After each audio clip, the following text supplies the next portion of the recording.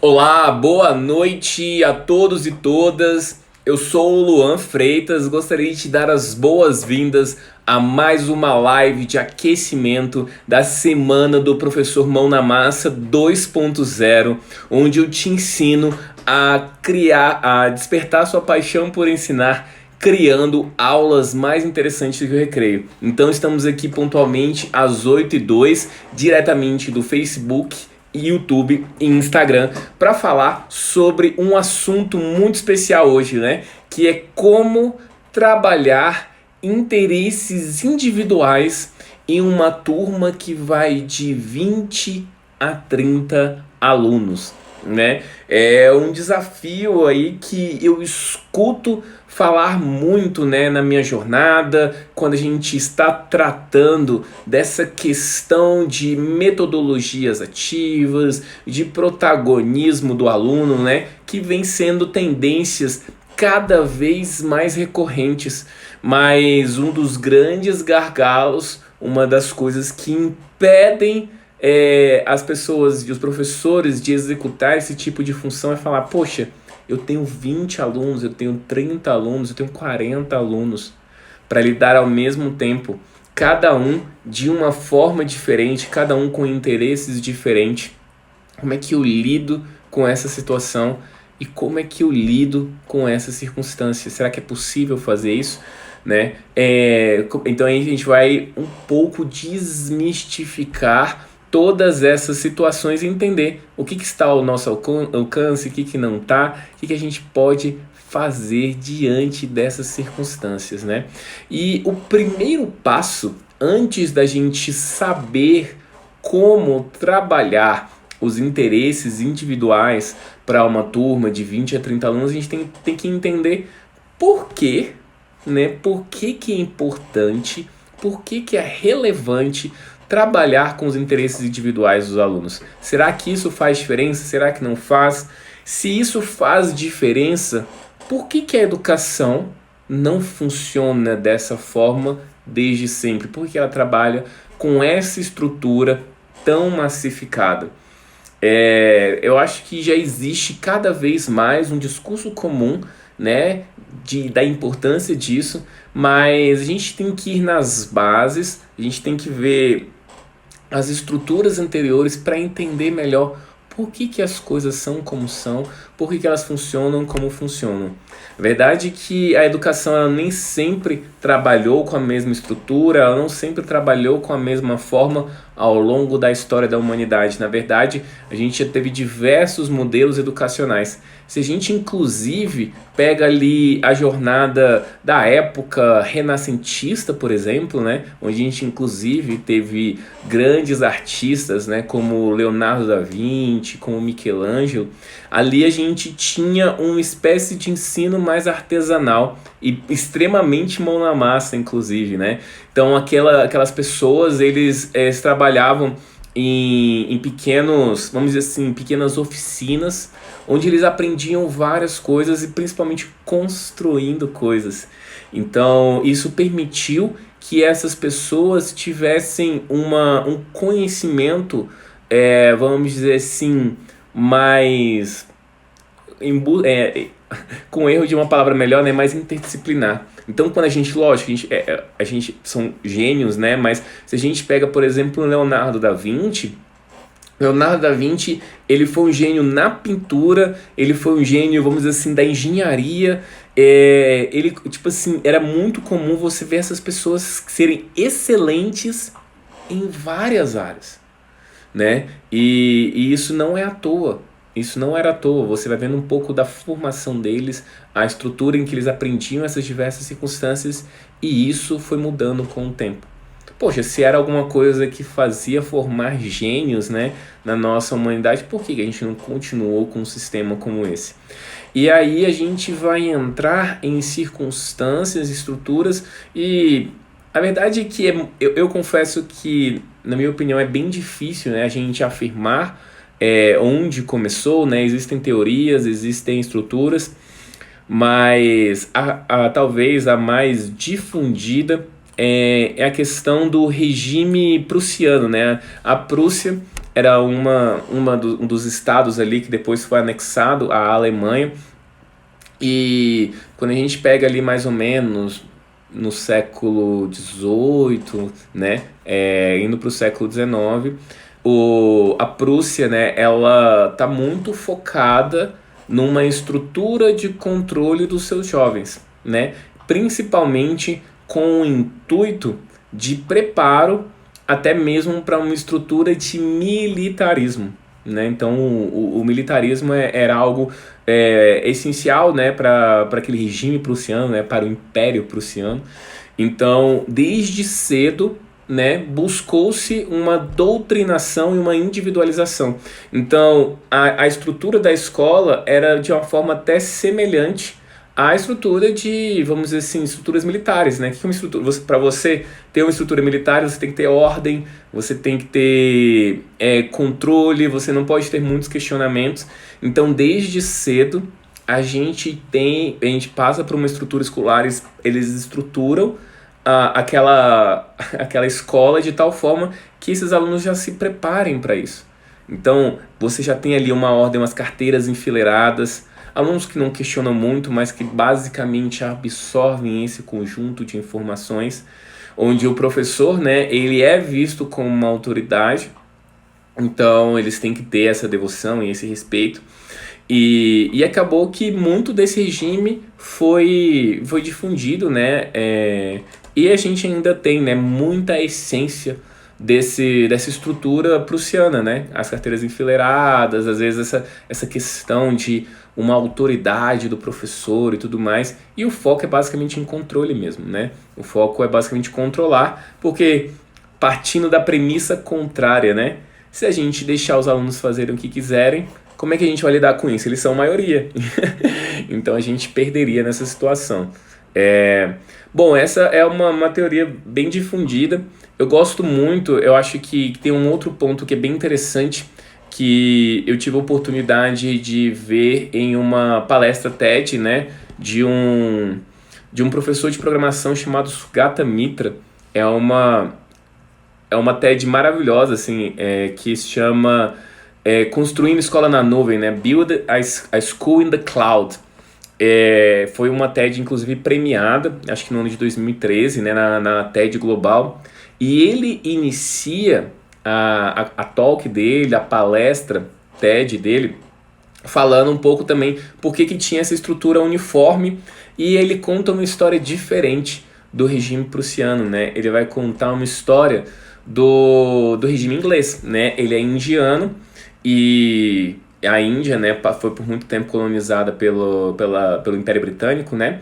E ele vai trazendo um ponto de vista que eu achei muito interessante, que no caso do Império Britânico, na época, talvez podemos dizer que o Império Britânico de territórios e tudo mais foi o maior império, né?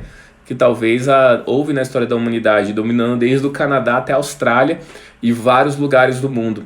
Então, para você trazer também essa estrutura, não só de controle, mas de escala, né, de como é que eu garanto que o mesmo sistema educacional ele vai ocorrer na Nova Zelândia, ou no Canadá, ou na Inglaterra, ou na Irlanda. Então, para você ter uma estrutura, e não no sentido de controlar porque as pessoas ficam revoltadas, não, você precisava de um sistema robusto para você conseguir gerenciar essa máquina.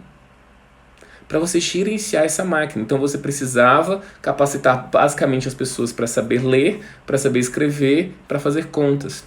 Basicamente isso, né? E como é que eu consigo controlar isso? Como é que eu consigo garantir que a maior quantidade de pessoas possível tenha acesso a essa informação no controle do maior império na época, né, da humanidade? Então você tinha que construir um sistema muito robusto, um sistema muito engessado, em que as coisas fossem muito bem estruturadas. Bem estruturadas, tem que ser bem estruturada, bem... E aí você faz uma máquina extremamente robusta, extremamente,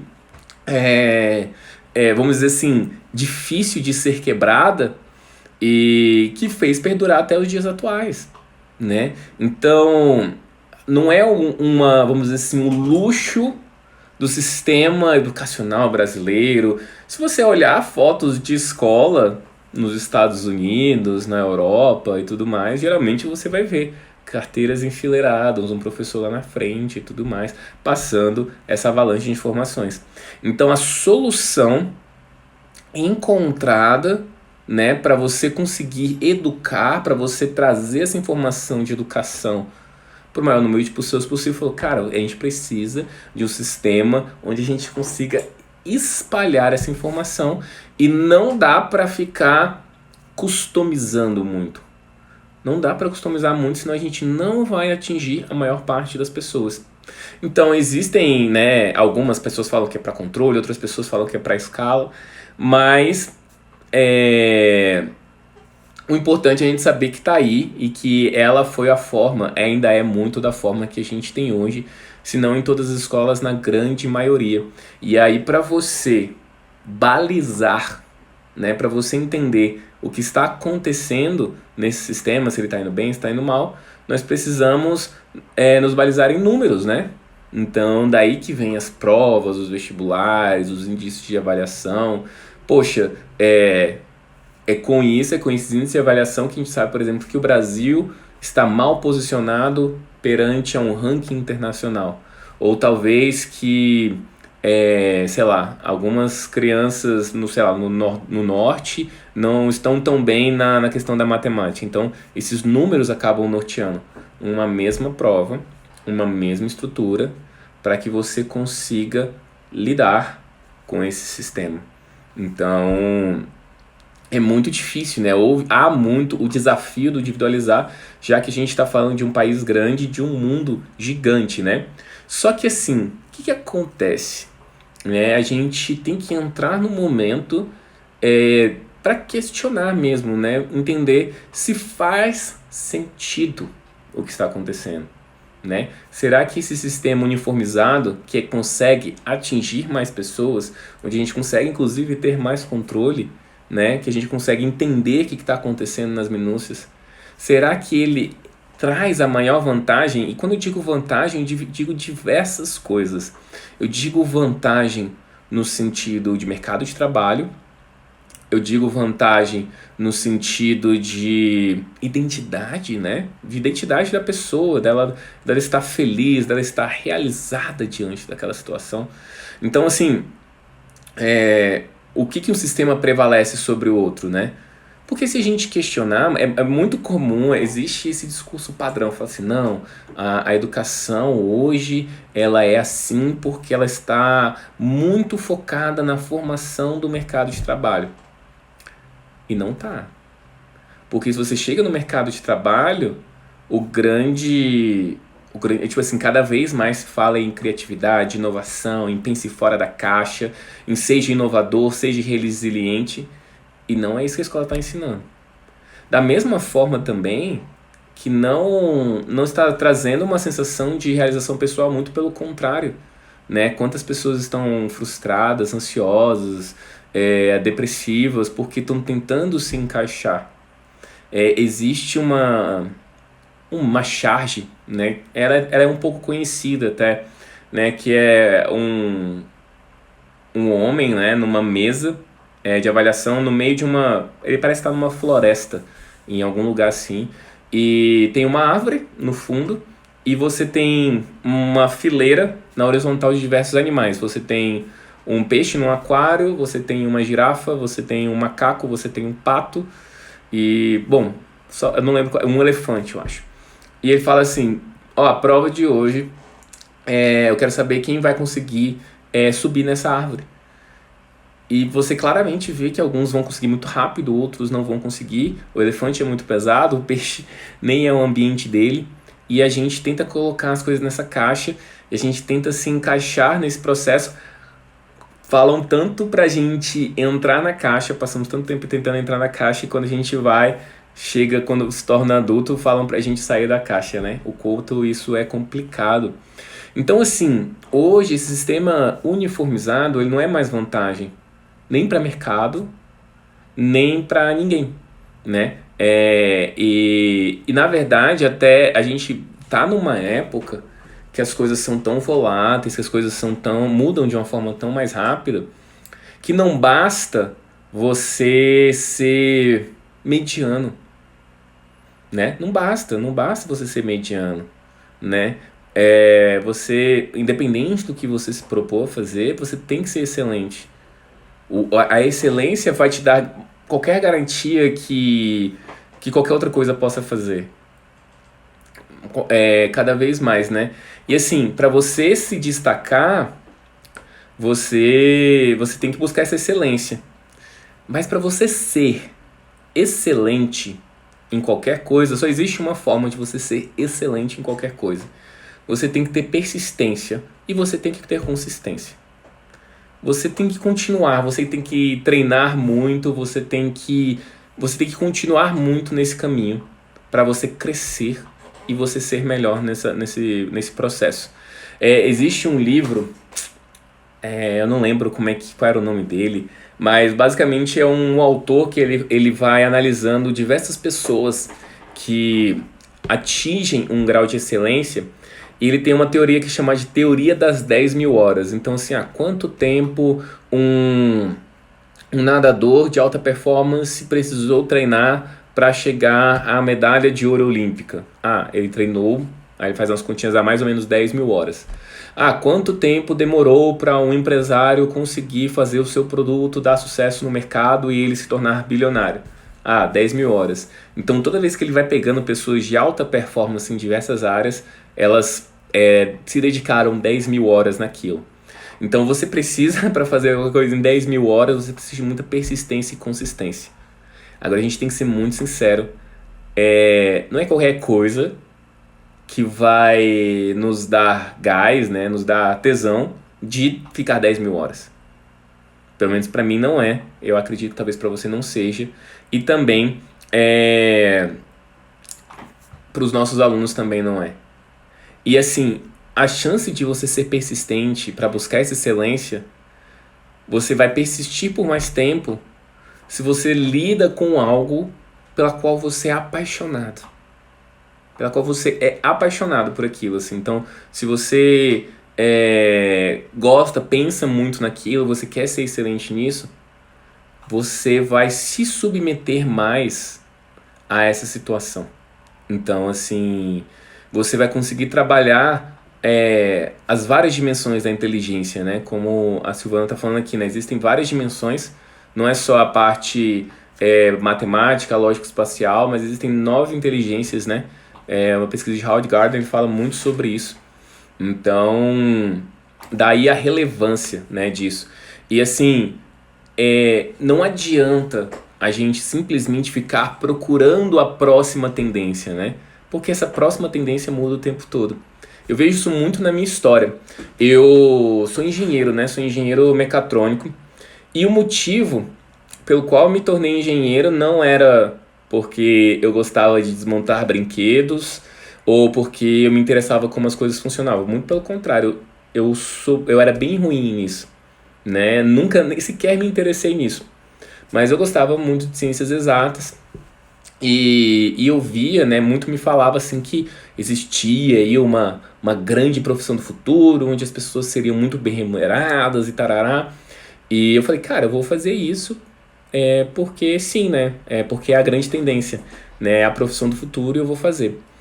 E eu lembro, né, que na minha época de faculdade, eu era antes, na minha época de escola, eu era um bom aluno. Eu não era um aluno excepcional, mas eu era um aluno muito bom. Tirava entre 8 e 10 e tal, eu tinha notas boas. E quando eu entrei na faculdade, eu era medíocre. Medíocre. Eu não era ruim.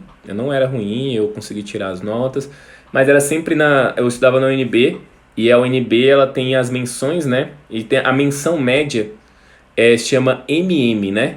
Então, que era uma nota que ia de 5 a 6,9. Então, eu era um aluno MM, às vezes tirava um MS, e estudava muito. A engenharia, ela demandava muito de mim, assim. Eu nunca estudei tanto, assim, até aquele momento, nunca tinha estudado tanto. E era estranho, assim, porque poxa, na escola eu não estudava tanto, e por mais que eu estudasse ali, eu não chegava a um nível de excelência, né? E eu pensava assim, isso é porque a engenharia é muito difícil e tal, então realmente é difícil atingir a excelência. Mas tinha pessoas que atingiam. Por exemplo, um colega, que inclusive no futuro acabou se tornando, a gente entrou numa sociedade, que é o George. O George, ele era excelente, ele, ao contrário de mim, ele não tirava MM, ele tirava SS, né? O SS era as notas que ficavam entre 9 e 10, e a maioria das matérias dele ele tirava SS, e o George, ele era muito bom no que ele fazia. E assim, beleza, talvez o Jorge tivesse um dom natural, né? Ele realmente, às vezes, era um cara acima da média, cognitivamente falando, mas com o tempo, analisando a história dele, e por a gente ter convivido junto por muito tempo, eu percebo que o motivo pelo qual ele é excelente é porque ele entrou apaixonado pelo que ele queria fazer. Ele queria muito fazer isso. Então, assim, o... Tanto que era engraçado porque eu entrei na mecatrônica porque as pessoas falavam, isso aí é a educação do futuro, ou a educação não, a profissão do futuro. E ele entrou na mecatrônica porque ele queria muito fazer aquilo e o pai dele ficou com raiva. O pai dele era um funcionário de alto escalão no concurso público da Procuradoria da República. Então, o sonho do pai era que o filho, né, entrasse na área do direito. E aí ele foi, bateu o pé e tal, e quis ir para engenharia. E lógico, o George estudava muito também, talvez mais do que eu, mas ele era excelente. Mas porque ele já tinha escolhido aquilo. Ele não entrou na engenharia porque era a tendência, ele entrou porque ele queria fazer aquilo. E o querer fazer aquilo, essa paixão fazia ele persistir mais e ele se destacava mais. Então é muito perigoso, às vezes, a gente, como pai, mãe, professor, tentar levar o nosso aluno para a próxima tendência, sendo que essas tendências mudam o tempo todo e mudam cada vez mais. Eu já fui funcionário da aeronáutica, né? Eu já trabalhei na aeronáutica, na Força Aérea Brasileira. Eu era civil, né? Não era militar, mas eu lembro de uma conversa que eu tive com um colega de trabalho, né? Suboficial na época, o Sub Gonçalves, antigão. E aí o Sub Gonçalves, ele falava assim pra mim, caramba, pô, entrei na aeronáutica, né, pra ser militar, ali na década de 70, e naquela época era incrível isso. Era incrível. Tipo assim, você ser militar, você entrar para trabalhar numas Forças Armadas era algo de, tipo assim, de profundo orgulho para a própria família. Mas porque a circunstância na época a gente vivia no regime militar. Então você ser um militar na época do regime militar é maravilhoso. Então os militares viviam muito bem nessa época, era uma profissão de extremo prestígio. Na época que eu estava na aeronáutica já não era tanto, né? Já não tinha os melhores salários, as pessoas estavam procurando outras coisas, inclusive aqui em Brasília valia mais a pena você ser bombeiro ou polícia militar do que você estar numa força armada como Exército, Aeronáutica e Marinha, né? Então assim, já não era mais a tendência. Então ele fez aquela escolha porque era a tendência na época dele. E depois não era mais. Hoje a gente fala muito de uma outra tendência, acho que cada vez menos. Mas vamos dizer ali, de 2000, 2005 para cá, né, a gente fala muito de uma coisa que é o concurso público. Caramba, todo mundo tem que passar concurso público, as indústrias do concurso público aumentou um monte. Eu sou de Brasília, então assim, Brasília é surreal, né? O quanto isso bombava, e bomba ainda, mas bomba menos. E todo mundo queria passar no concurso, entrar no concurso, porque isso é a situação. E vem diminuindo, né? As regras mudam, as leis mudam, talvez aquela coisa que trazia estabilidade já não traz tanta, a regra da aposentadoria vai mudando. Então, assim, eu lembro, por exemplo, antes, minha mãe, quando trabalhava no emprego público na década de 90, ela não falava com orgulho que era funcionária pública, tipo, sou funcionária pública. E depois virou motivo de orgulho, então muda muito. Então não estou falando que é errado ou certo ser concursado público. Eu só digo que é perigoso a gente buscar a tendência, ao invés de buscar a paixão. Eu não estou falando isso com um discurso, siga seu coração e tudo mais. Não, eu estou dizendo a nível de buscar a excelência dos nossos alunos. Que a gente não sabe nem o que vai ser o mundo. Então, se você quer se adaptar, se destacar, você precisa disso. Mas nós temos paixões, nós temos interesses diferentes. E a nossa estrutura educacional trabalha de uma forma individualizada. Olha só que perigo, né? Então, assim, como trabalhar paixões, como trabalhar tendências, se a gente ainda está preso nesse sistema de hoje? Você não pode chegar simplesmente lá pro diretor da sua escola e falar, não, vou mudar tudo. A gente sabe que não é assim que funciona. Então, a gente tem que ir indo pelas beiradas ali, né? E assim, como a gente faz isso, então? Eu imagino que a gente precisa avaliar os nossos alunos, saber se eles absorveram. A forma clássica da gente fazer isso é pegando uma prova, né? Então você vai pegar uma prova, um pedaço de papel, você vai fazer perguntas, se sair dali a pergunta que você esperava, o aluno tira 10. Se não sair as perguntas que não esperava, nenhuma pergunta que você esperava, ele tirou 0. E aí você vai tendo algumas coisas no meio termo ali. Mas aí no final você vai ter a mesma coisa, é a tal da massificação. Uma forma alternativa a você fazer isso é o trabalho por projetos.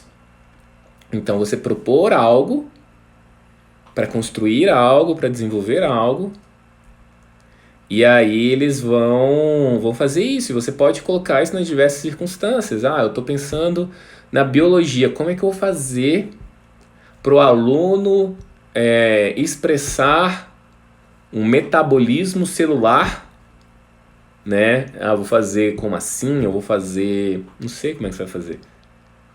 Mas você dá uma oportunidade dele criar algo para expressar esse conhecimento. Eu lembro que, acho que foi em julho, que eu conversei com o professor Gilberto, um professor fantástico do interior do Pará, que tem um trabalho lendário com feiras científicas. Ele falou que ele começou dando aulas de química. E ele dava aulas de uma matéria que era o terror, ainda é o terror da química, né? Que é aquela parte de molaridade, estequiometria, né? Cálculo estequiométrico. E era muito difícil entender aquela regra de 3, aquela maluquice toda. E ele começou a buscar estratégias práticas, né? Já não lembro tanto os conceitos lá da química, né? Mas eu sei que tem uma parte de misturas lá, tem um conceito chamado de titulação. E ao invés dele ficar lá fazendo as contas de titulação, ele pegava leite de verdade, e fazia os alunos calcularem lá o nível da mistura e tudo mais. Então ele pegava coisas que tinham no dia a dia e fazia eles entenderem aquele conceito. E aí todo mundo conseguiu aprender e performar muito melhor naquelas matérias de química, que era o terror para todo mundo. Então, criando algo, trazendo significado, né? E aí a pessoa tem a oportunidade de expressar, você dá a oportunidade, você abre o leque para que ela se expresse de diversas formas. Como ela pode construir isso? É com sucata, é com papelão, no Minecraft, no Scratch, é com uma sucata eletrônica, é com Arduino, é com um PowerPoint, não sei. Mas você vai abrindo o leque, né? Então, assim, você precisa fazer o que você precisa fazer, mas você traz propostas diferentes, né? Uma coisa comum que eu faço nos meus cursos, lá com Arduino e tudo mais, é falar assim, beleza, ó, todo mundo aqui tem que acender 3 LEDs, 2 LEDs. Você tem que fazer isso, é uma proposta mínima, todo mundo tem que fazer isso. Só que você pode acender 2 LEDs ou você pode criar o farol de um carro. Aí a pessoa pega um papelãozinho, constrói o carro. Aí a outra não, ela construiu um bonequinho. Uma pessoa construiu um boneco e outra construiu o carro. São coisas diferentes, no contexto diferente. Mas eu avaliei o que eu queria, que era acender 2 LEDs, mas ela teve a oportunidade de se expressar de uma forma diferente. E isso é tão sério, né? Você trazer essa flexibilidade para o seu aluno se expressar de diversas formas, que também falando de Howard Gardner, né, citei lá no começo das múltiplas inteligências, e ele fala muito sobre 2 perfis, né, que principalmente das pessoas brincarem, né, de lidarem com os brinquedos, que são os dramatizadores e os padronizadores. Então a gente tem esses dois perfis, né? Então é um cuidado que a gente tem que ter quando a gente trabalha baseado em projetos. Porque quando projetos a gente fica muito nesse projeto, em um tipo de projeto só, e a gente acha que está abarcando os diversos interesses e não está. Como assim? Vou pegar o exemplo lá na robótica.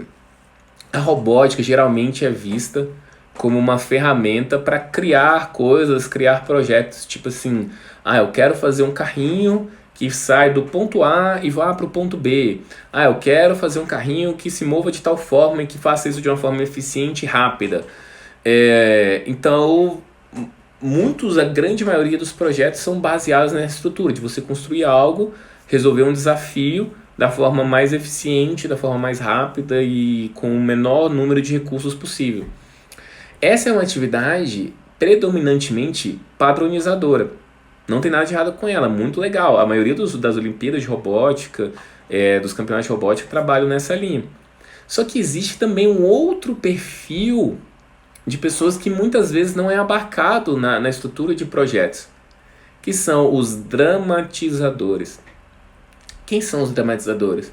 É quando eles pegam essa estrutura de criar e tudo mais e eles criam uma história por trás, né? Então, assim, dando um exemplo da robótica mesmo, né? Eu falei lá, a pessoa constrói 2 LEDs. Era muito comum no meu curso a pessoa construir alguma coisa e ela trazer toda uma história. Então ela fazia lá um robozinho de papelão, aí fazia a cabecinha. Eu lembro de um trabalho de uma aluna chamada Rúbia. E aí ela fez um robô de papelão, ela fez aqui a primeira parte, né? Uma grande caixa. E depois colocou uma caixa em cima, pegava um servomotor, né? Um motorzinho que faz mexer de um lado para o outro. E aí ela colocou uma echarpe, ela fez o olhinho. Aí ela deu um nome para esse robô, ela falou que é robô Isolda, e ela não sei o que, então contou toda uma história de quem era a Isolda e tudo mais, e isso foi essencial para ela conseguir construir aquele robô. Então, assim, ter a construção do cenário, quais são os sentimentos envolvidos ali, quem são as pessoas que estão envolvidas naquele processo, quem é que vai estar naquele cenário, toda essa estrutura de contação de história. Então, até isso acaba sendo abarcado num projeto. E aí, quando a gente traz essa estrutura, porque mesmo sendo vamos dizer assim, uma mesma proposta inicial, você abre o leque para ter respostas diferentes. Às vezes você pode ter esse objetivo em comum, eu quero que você, no mínimo, fale aí sobre como funciona tal reação química, beleza. E se você criasse a reação química? Se você criasse a reação exotérmica. A reação exotérmica é uma reação que explode, então se tem alguma coisa que sai aí a energia, né? Tem um projeto, até lembrei agora, né? Um projeto muito legal que você consegue fazer com bicarbonato de sódio e vinagre. Então você pega... Isso é facinho de encontrar no YouTube. Você pega uma garrafa de 2 litros, você faz tipo um charutinho assim com bicarbonato de sódio, e aí você coloca vinagre dentro, aí você tampa com uma rolha, aí quando você inverte lá e tal, o vinagre reage com o bicarbonato, uma reação exotérmica que libera energia, e aí aí ele sobe, cara, muito alto. Se você faz direitinho, ele sobe muito alto. Então é muito legal. Então assim, nessa hora você entende. Entendi, liberou energia. Como é que liberou energia? Cara, olha só, tem uma garrafa voando aí 10 metros pro alto. Ou então fazer, né, a mesma experiência com um vulcão, né? Então você faz aquele vulcãozinho, como a Silvana tá falando aí, que é a mesma coisa, né? Aí você dá essa sensação de que tá explodindo e tal. Bicarbonato de sódio e vinagre também, eu acredito. Então, assim, você trazer propostas práticas, né? O projeto, as propostas práticas, eles são estratégias onde a gente pode trazer individualidade no aluno. A própria programação. Na programação, você pode fazer várias coisas no Scratch, né? Você pode criar jogos. Tem gente que gosta de jogos, cria jogos. Será que você só pode usar a programação para criar jogos? Não. Pode criar histórias. Você pode criar animação. Você pode criar um tutorial. Você pode criar o que você quiser. Esse é um conceito que o professor Mitchell Resnick vai chamar de paredes largas. Então, existe um conceito, né, de pisos baixos, ou seja, esses critérios mínimos, né, que você consegue trazer um ponto inicial para as pessoas criarem as próprias coisas, um teto alto, ou seja, trazer algo desafiador, mas trazer vários caminhos. A pessoa pode programar, ela pode aprender a programar, mas ela pode criar uma história, pode criar uma animação, ela pode criar um jogo. Você tem vários caminhos onde ela pode se expressar nessa jornada. Então, quanto mais projetos, mais criações e quanto mais você permitir o seu aluno trazer um ponto de vista diferente para essa jornada, melhor. Maior a chance dele se engajar, maior a chance dele se apaixonar pela proposta. Então, é isso, né? Assim, quando a gente se dispõe a escutar o aluno, a fazer mais pelo aluno, a gente conquista ele, né? Às vezes não precisa ser uma ideia mirabolante. Às vezes é só não vetar. É só não vetar. Existe uma... Eu falo muito de tecnologia aqui, né? Tava falando de robótica, de programação. Queria encerrar aqui a live falando de uma grande tecnologia. A diferença é que essa tecnologia você pode usar independente da sua realidade. Eu nem sei qual é a sua realidade. Às vezes você é um lugar que você tem uma super infraestrutura, legal. Às vezes você não tem infraestrutura nenhuma. Essa tecnologia que eu vou compartilhar agora com você, você pode usar independente da sua realidade. Você não precisa de infraestrutura, você precisa ter disposição, que é escutar. Escutar o seu aluno, mas escutar de verdade. Escutar de coração. Então, assim, se o aluno quer fazer alguma coisa, você vê se... Às vezes a nossa premissa é dizer não, né? Não, não pode, não, não dá. Será que não dá? Será que não pode? Será que realmente não pode ser desse jeito? Então escutar, entender os interesses dele e você maquinar ali, poxa, como é que eu consigo combinar os dois universos? Né? Tem um centro, né? Eu tive a oportunidade de conversar com a professora Laísa aqui na outra semana do professor Mão na Massa, e ela trabalha no Centro Juvenis de Ciência e Cultura, e lá eles focam muito nessa coisa da cultura pop, né? Então é muito comum, principalmente lá, eles são muito aficionados por Harry Potter, e aí os meninos vão fazer as aulas lá, eles aprendem química e várias outras coisas, muito remetendo ao Harry Potter, a fazer as mágicas, as poções do Harry Potter. Aí você fala assim, bobeira, não quero aprender sobre Harry Potter, nem nada disso. Cara, escute, se disponha, sabe? Então, não menospreze o aluno. Que às vezes você tá batendo cabeça pensando qual é o projeto mirabolante. Qual é o projeto que eu vou fazer com eles? Eu não tenho ideia. O que eu posso fazer? E às vezes, a única coisa que você pode fazer é não atrapalhar. Você já ajuda muito não atrapalhando o aluno. Às vezes ele vai ter uma ideia e você... vamos ver até onde vai dar isso. Vamos ver onde vai ter a conexão nesse processo. E fazer ele entender o processo. E muitas coisas legais podem vir nessa jornada. Então, comece por essa tecnologia. Pela tecnologia do escutar. Beleza, pessoal? Bom, vou encerrando aqui. Lembrando, né, que na terça-feira, dia 8 de setembro, a gente começa a semana do Professor Mão na Massa 2.0. Alguém aí já fez inscrição? Manda manda um joinha. A inscrição é gratuita, então não precisa se preocupar, você se cadastra gratuitamente lá no link da bio do Instagram, né? Quem está no Instagram é só sair depois e clicar no link da bio, ou você digita lá ensinomaker.com.br/mão na massa. Então só vai lá, coloca seu e-mail, olha lá, a galera já entrando aí, ó, a Dayara, a Gisele, o Giovanni, o Murilo, bacana, Silvana, muito bom, é isso, gente. Então, aguardo vocês na Semana do Professor Mão na Massa. Vou continuando por aqui nas lives, né? Todos os dias, 8 e 2. A gente vai ter lives também lá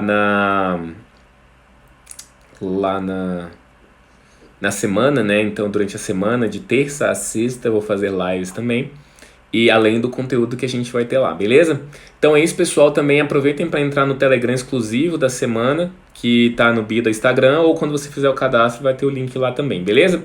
Então aguardo vocês amanhã, pontualmente às 8h02, beleza? Valeu, boa quarta para todo mundo!